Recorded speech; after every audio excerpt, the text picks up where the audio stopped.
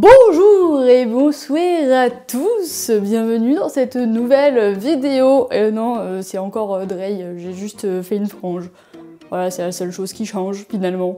Pareil, mes cheveux aussi, qui sont largement coupés, parce que pour ceux qui me connaissent, ils étaient là. Niveau boobies, ouais, maintenant c'est au-dessus, c'est au-dessus. Non, plus sérieusement, j'espère que vous allez bien, et que vous vous portez à merveille, et que vous venez sur cette vidéo peut-être aussi pour vous changer les idées. Pour ceux qui ne vont pas forcément bien en cette période, je vous envoie plein de cœur love, parce qu'on envoie du positif. Alors en ce moment, je cherchais un concept de vidéo à faire pour le YouTube Game. D'ailleurs, n'hésitez pas en description si vous avez des idées à me proposer.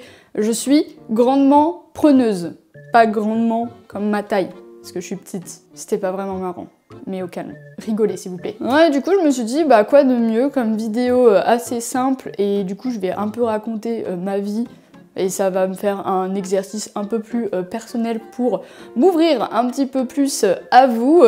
Ça va être l'histoire de ma vie, de comment je suis arrivée sur Twitch, le comment j'ai découvert l'univers du gaming, et tout ça. Comment je suis devenue une mangeuse de cartes graphiques.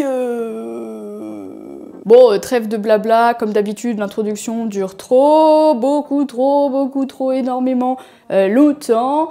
On va commencer par le commencement, merci Drey. Comment j'ai découvert que le jeu vidéo existait.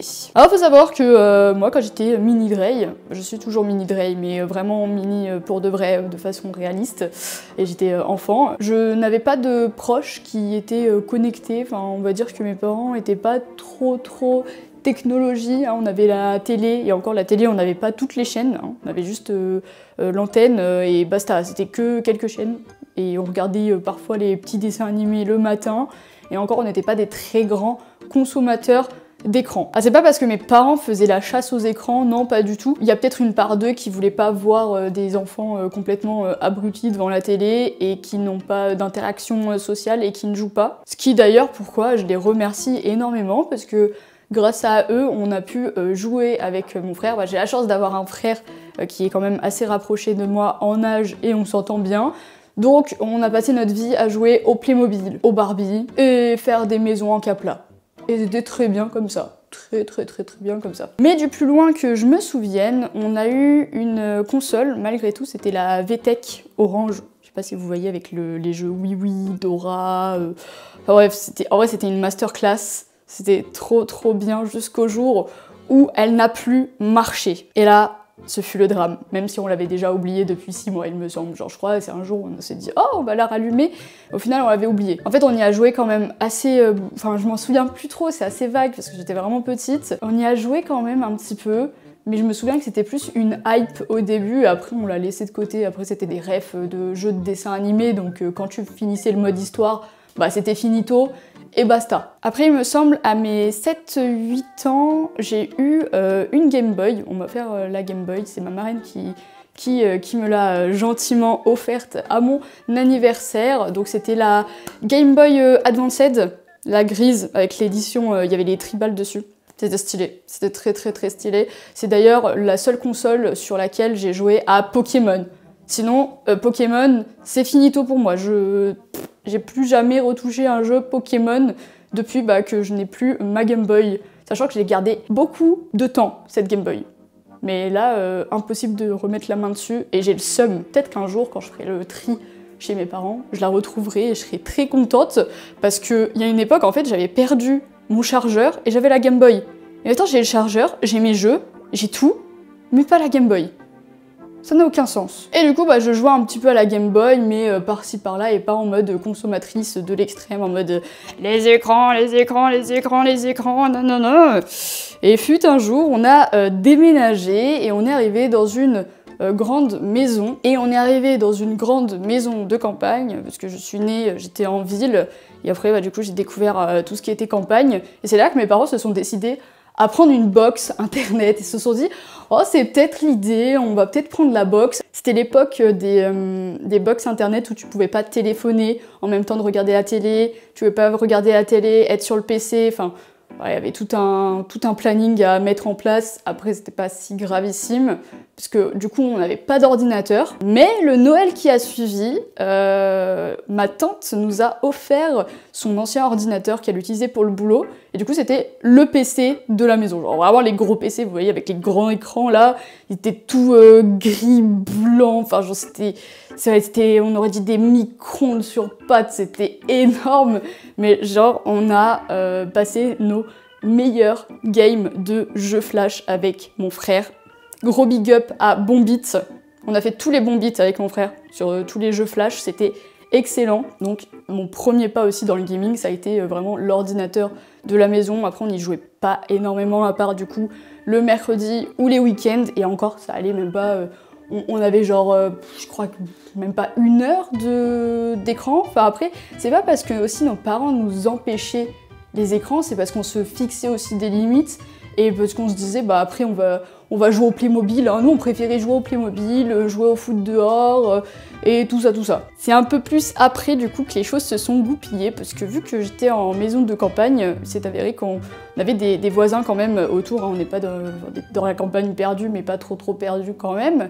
Il y avait des personnes de notre âge, et justement le voisin avec qui j'ai passé le plus de temps, on jouait énormément au foot, on jouait dehors, on faisait du vélo, mais il y avait aussi ces moments où du coup j'allais chez lui, et c'est là que j'ai découvert la PlayStation. Et ça, ce fut un peu le Saint Graal, parce que on a fait nos meilleurs games de FIFA ensemble, genre vraiment on n'arrêtait pas de faire du FIFA. Et puis après c'en est venu où j'ai pu récupérer une PS3, on jouait au mode zombie chez moi, on se mettait dans le noir et tout, on mettait le son à fond, ma mère qui rentrait, qui disait « mais c'est trop violent et tout !» C'était vraiment incroyable. J'ai passé mes meilleurs games sur BO2, et c'est là que je me suis rendu compte que l'univers du gaming, c'était incroyable. Et c'est un truc que je voulais encore plus approfondir. Donc je regardais énormément de vidéos sur des gameplays, parce que c'était à l'époque des montages, vous savez, en mode la Wartech et tout, c'était des masterclass, c'était trop bien. Et j'avais pas de moyens, moi, de filmer de mon côté ou de faire des trucs. Et ça va en venir où je suis rentrée en 6e, et le Noël de ma 6e, mes parents m'ont offert un petit PC portable pour les cours. Pour les cours. Non, en vrai, j'utilisais pour les cours. Du coup, finalement, c'était un très bel investissement, parce que après j'ai fini les cours à la maison, donc j'avais besoin d'un ordinateur, dans tous les cas. Donc, bon. Mais quand j'ai eu cet ordinateur portable, justement, j'ai découvert Skype. Et pour trouver des amis sur Skype, bah, qu'est-ce que je suis allée faire? J'ai découvert Minecraft.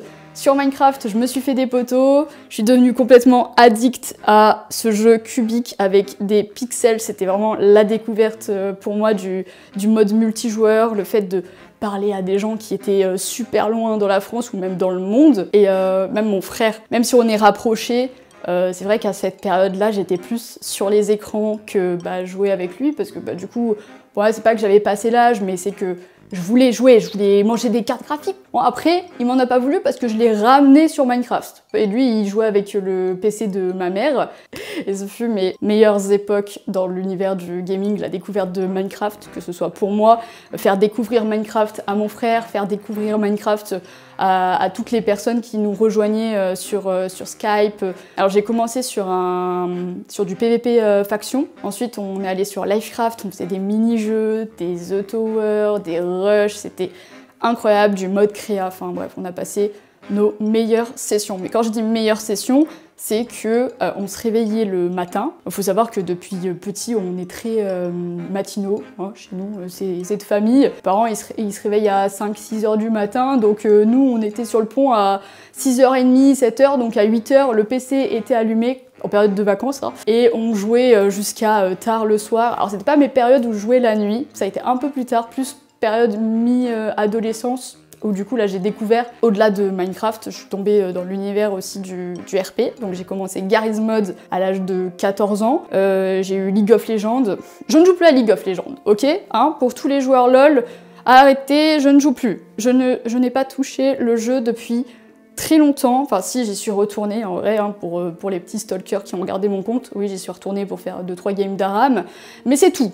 C'est tout, et c'était avec des personnes de confiance, et encore, parce que du coup j'ai vite arrêté, étant donné que j'étais tombée vraiment dans une addiction LOL, je suis LOL. Je pensais LOL, je rêvais LOL. C'est comme l'époque en fait où j'ai découvert Minecraft. Mais en fait LOL ça a plus un impact mental et tout, santé mentale. Genre vraiment c'est pas à négliger, c'est comme la plupart des jeux compétitifs, hein, même sur Valorant et tout. C'est pour ça que je consomme tout ça avec modération et que je fuis tous ces domaines. Mais je me perds un petit peu, c'est un peu le but aussi de la vidéo, hein, je raconte un peu ma life. Quand je suis tombée justement sur Garry's Mod, j'ai commencé le Dark RP, donc ce fut des aventures assez marrantes, des rencontres surprenantes parfois, et le fait aussi de pouvoir s'exprimer différemment, ça a été un moyen pour moi de pouvoir jouer un personnage, mais m'exprimer différemment et être cette personnalité que j'aurais souhaité être à cette époque-là.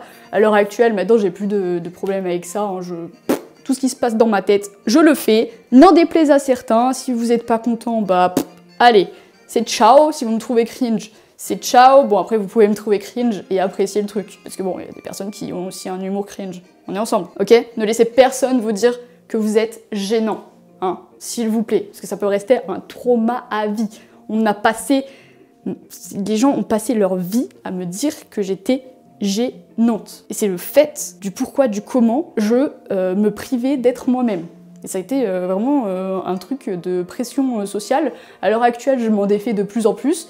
Grâce à vous, merci. Merci d'ailleurs, petit moment intime entre nous, merci. Merci d'être là et de m'accepter telle que je suis, ça me fait extrêmement plaisir. Du coup, Garry's Mod, époque LOL, ensuite du coup rentrée plus lycée, c'est là que j'ai découvert aussi le GTA. Ah oui, j'ai oublié de parler de l'époque sur la Play où je jouais à GTA Online et tout, enfin bref, toutes les personnes qui ont découvert la PlayStation, j'adore dire PlayStation comme ça, la Play ont joué à GTA il me semble, donc ouais, j'étais vraiment dans les délires GTA Online, avoir le plus haut level et tout, voir les gens qui glitchaient pour pas avoir de bras, MDR, c'était excellent, c'était vraiment incroyable. J'ai eu mon PC gamer, alors pas celui-ci mais celui encore avant.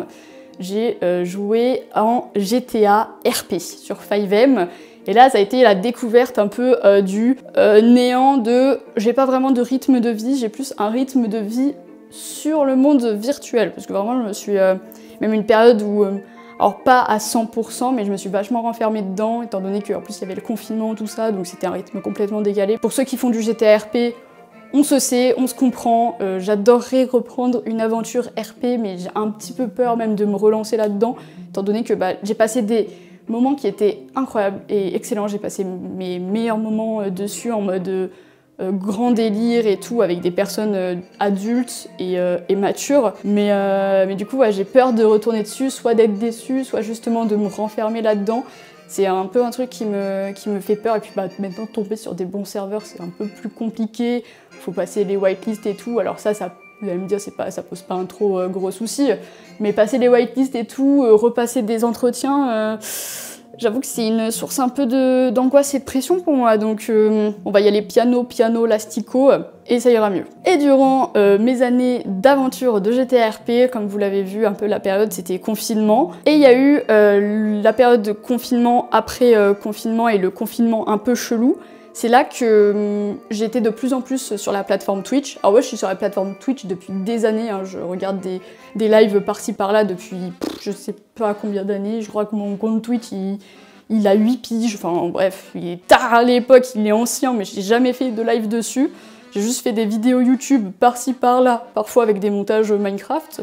Mais sans plus, ne me cherchez pas sur l'internet s'il vous plaît, vous ne trouverez rien du tout. Si vous trouvez quelque chose, vous êtes vraiment très fort. Va falloir passer dans mes privés, merci. Et du coup à ce moment-là, je suis allée de plus en plus du coup sur Twitch, parce que je regardais les personnes... En fait j'étais dans le RP, et quand j'étais pas dans le RP, je regardais des lives de GTA RP, genre dans un truc, une bulle je regarde du GTA RP, puis...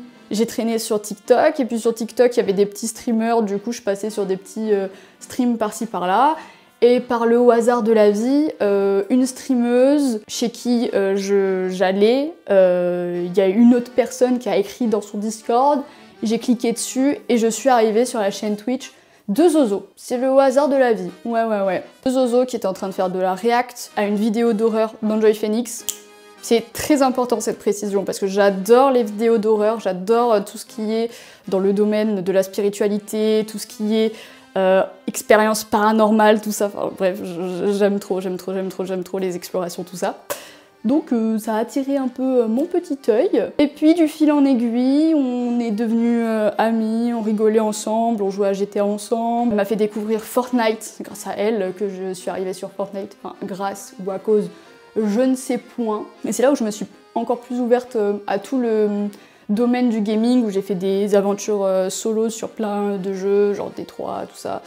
Et ce fut très intéressant. Et ensuite, bah du coup avec Zozo, il y a eu plus 6 affinités, donc on a terminé ensemble. Du coup, vu qu'on était ensemble, bah on a testé plein de jeux ensemble. Ensuite, bah du coup, on a vécu toutes les deux, et ce fut là la révélation du monde du streaming. Et je me suis rendu compte que j'aimais bien être derrière, genre en tant qu'invité et tout, donc je l'accompagnais pendant ses lives, tout ça, quand je travaillais pas ou quand je pouvais live avec elle.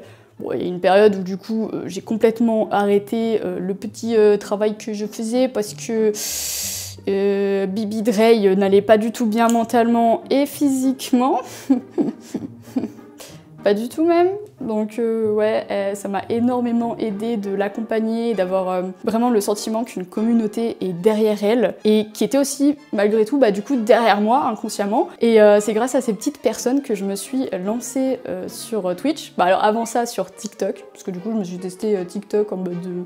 Oh, on va voir. Et puis sur TikTok, il y a une petite communauté qui s'est bâtie, qui m'a dit bah t'es pas streameuse? Et puis je me suis dit bah non, je suis pas streameuse, ma copine oui et tout. Et il me disait ouais mais Drey, tu pourrais essayer des streams.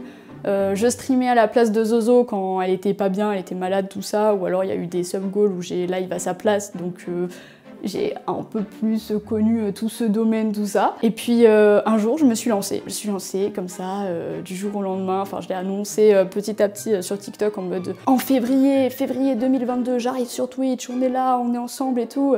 Puis je me suis lancée et le nombre minimal de temps qu'il fallait pour être affiliée, j'ai été affiliée. Du fil en aiguille, bah je liveais tous les jours. Alors on faisait matin c'était moi, après-midi c'était Zozo et inversement. Enfin genre du coup un couple de 2 streameuses, c'était un peu chaud au niveau de la gestion du temps, tout ça. J'avoue que c'était une sacrée organisation, puis même au niveau des micros et tout, parce qu'on était dans la même pièce, donc c'était assez complexe. Enfin, fallait pas trop entendre dans les 2 micros, il y avait de la résonance. Et puis bah, on était un peu enfermés dans un truc où... Enfin moi j'étais vachement enfermée derrière Zozo et tout, et je me disais bah...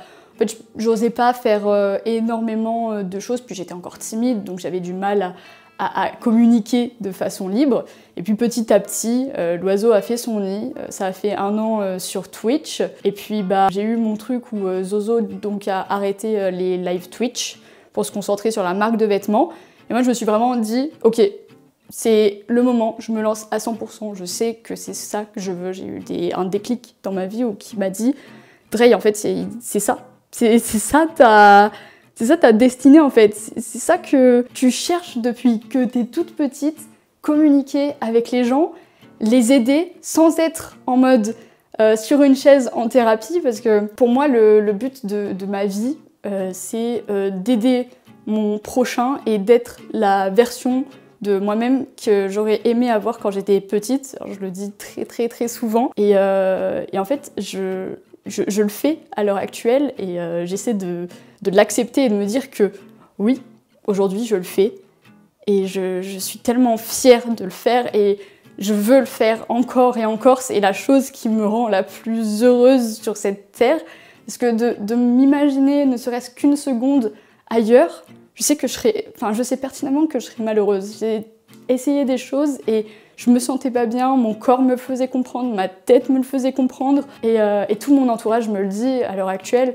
J'étais tellement renfermée. Alors ma maman est la mieux placée pour me connaître et me dire voilà, en fait, je vois que tu montres au monde qui tu es. Parce que c'était la seule à me connaître profondément et savoir que j'avais des moments de folie, que les personnes qui me disaient que j'étais gênante, en fait c'est juste parce que moi j'avais besoin de verbaliser ce que je voulais en fait. J'avais besoin de m'exprimer, j'avais besoin d'être moi, genre d'être Audrey, Mini Drey, genre moi au monde. C'est vrai que d'avoir sa maman qui te dit, d'avoir sa maman qui dit Je suis fière de qui tu es et tu as toujours été comme ça, mais là tu l'exprimes à tout le monde et tout, et tu es toi-même. Et ça, c'est ce qu'il y a de plus beau et c'est ce qui me permet de faire à l'heure actuelle tout ce dont j'ai envie, que ce soit m'exprimer même sur les jeux vidéo. Moi, jamais de la vie, j'aurais activé le vocal hors RP en jouant un personnage, mais juste en étant moi-même. Jamais de la vie, j'aurais pensé me voir constamment en caméra, constamment à l'écran, sans ressentir la pression sur les épaules. Jamais de la vie j'aurais pensé avoir une communauté en or, en diamant, en émeraude, en tout ce que vous imaginez qui me soutient et qui est derrière moi pour qui je suis, genre vraiment qui je suis, et pas un rôle que j'ai dû jouer pendant des années, pendant mon adolescence, et dont j'ai souffert énormément et que je ne savais pas quoi faire. Donc merci pour ça, merci d'être énormément. Je me suis énormément éloignée du sujet principal. Après, c'est aussi comment je suis, je pars à droite, à gauche, et c'est ça qui fait ma personne. Merci de m'avoir écouté, merci d'être autant à me suivre, à me soutenir. Je vous aime du plus profond de mon cœur. Et je vous dis à bientôt pour de nouvelles vidéos, de nouvelles surprises, de nouveaux projets et surtout plein de positivité et de sourire. Waouh! J'ai jamais autant parlé sans bégayer.